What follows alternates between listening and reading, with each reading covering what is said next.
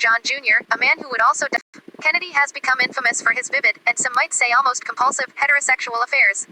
But straight men can have a gay side, and JFK's life was filled with prominent gay men, friendships which opened the door to other histories.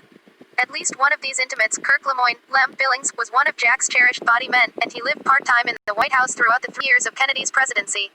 Billings was so much a part of the extended Kennedy clan that he was regularly included in family gatherings, and Attorney General Robert Bobby Kennedy named his son Michael Lemoyne Kennedy. A queer perspective on JFK is not readily visible in official histories that feature iconic images and stories about one of the first administrations to offer the public ongoing access to the White House's backstage. Pictures of the first family are typical of Cold War domestic norms, widely distributed before and after his death. These photographs show him as a conventional, heterosexual husband and a devoted father. One famous shot shows the toddler John Jr., a man who would also die tragically young, playing peekaboo under the desk. Another shows older daughter Caroline, who became the American ambassador to Japan under Barack Obama, learning to ride her pony. In a third, the president is walking on the beach with the late Jacqueline Bouvier Kennedy Onassis as they grieve the death of their premature son Patrick. A Catholic couple, the Kennedys hoped for more children. Jack had been one of 9, while Bobby and Ethel Kennedy had 11. But the point of the picture is the grief any couple would feel at the loss of a much-wanted child. Lem Billings may have been present for many of these events, but if he was just outside the frame of these pictures. Perhaps, given his deep personal knowledge of the president and his friendship with the First Lady, he even gave directions as the photographer snapped the candid shots that would charm both the nation and historians. Born in 1916, Billings was the son of a Pittsburgh doctor. A crew jock, he met Jack at Choate, a boys' boarding school in Wallingford, Connecticut. It is now co-ed. The two became friends, then roommates. We might even attach the adjectives, exclusive and romantic, to this youthful friendship. Between 1933 and 1935, the bond between Jack and Lem grew so tight, journalist David Pitts wrote in Jack and Lem, 2008, that they really had no need for friendships with other boys. Lem never really left Jack's orbit after boarding school. The pair matriculated at Princeton together in the fall of 1935, although Jack had to withdraw for health reasons, probably early signs of the Addison's disease that would plague him the rest of his life. Kennedy later graduated from Harvard, but the pair wrote letters back and forth, spent weekends together in New York, and traveled to Germany in the summer of 1937. Were Lem and Jack sexually intimate as well? Billings once admitted that he made a pass at Jack early on. He claimed he was rebuffed. According to Pitts, it was Jack's decency at that moment that caused the pair to become close, and the moment they decided to become roommates. However, an earlier book by Hollywood writer Lawrence Quirk alleges that Billings was not rebuffed. Jack and Lem, as a reviewer for the New York Daily News put it in 1996, engaged in the kind of sexual experimentation not unknown at all boys' boarding schools. Lem never really left Jack's orbit after boarding school.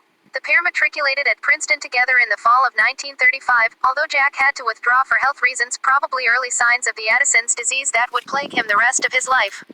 Kennedy later graduated from Harvard, but the pair wrote letters back and forth, spent weekends together in New York, and traveled to Germany in the summer of 1937. Were Lem and Jack sexually intimate as well? Billings once admitted that he made a pass at Jack early on. He claimed he was rebuffed. According to Pitts, it was Jack's decency at that moment that caused the pair to become close, and the moment they decided to become roommates. However, an earlier book by Hollywood writer Lawrence Quirk alleges that Billings was not rebuffed.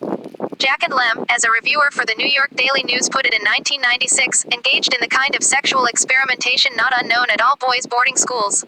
But this may, in fact, just be gossip. Having been given special access to the Billings papers by Robert Kennedy Jr., Pitts was either unable to verify a sexual relationship, or he was unwilling to cite his source.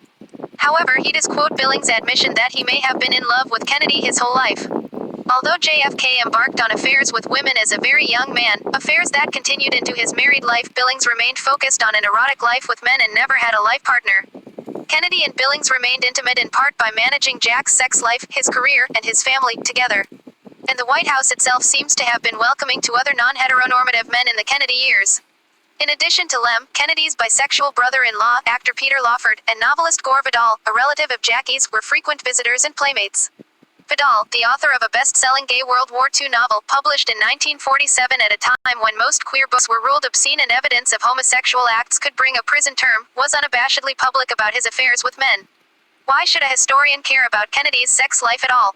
One reason is that, in retrospect, the Kennedy presidency provides a transition from the years of what historian David K. Johnson calls the Lavender Scare and the unbuttoned, experimental 1960s that launched the gay rights movement.